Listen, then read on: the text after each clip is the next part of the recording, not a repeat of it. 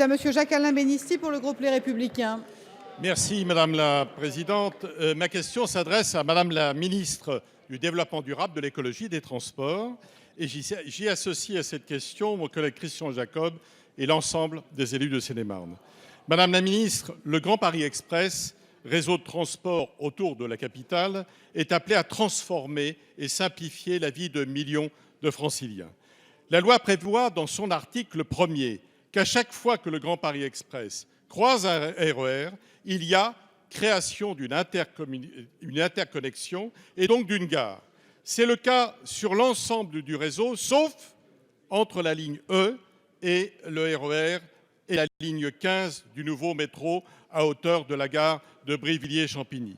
En effet, à l'occasion du Conseil interministériel qui abordera jeudi les arbitrages financiers et politiques du Grand Paris Express, cette gare est purement et simplement supprimée.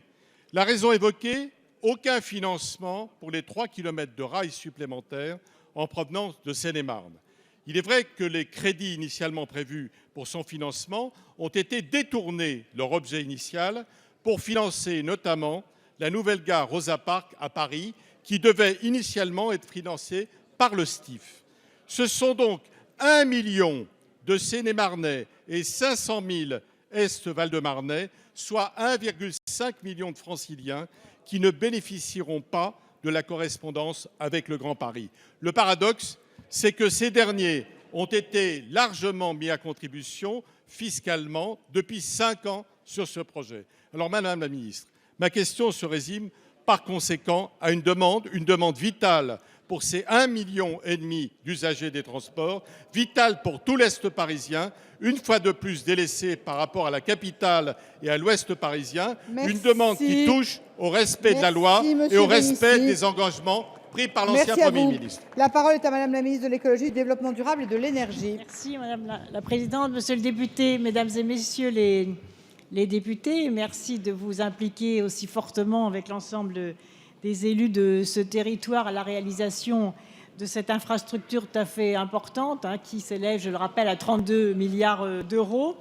Et je voulais vous dire que le gouvernement accorde une très grande importance à la question des interconnexions, comme vous venez de le souligner. D'une part, parce que l'efficacité du système de transport dépend, par définition, de la qualité des correspondances. Et d'autre part, parce que la desserte du territoire est très directement liée à l'existence de ces connexions entre les réseaux. C'est particulièrement vrai pour la Grande Couronne, dont les accès au Grand Paris Express se feront par les correspondances entre ces derniers et les lignes de RER et de Transilien.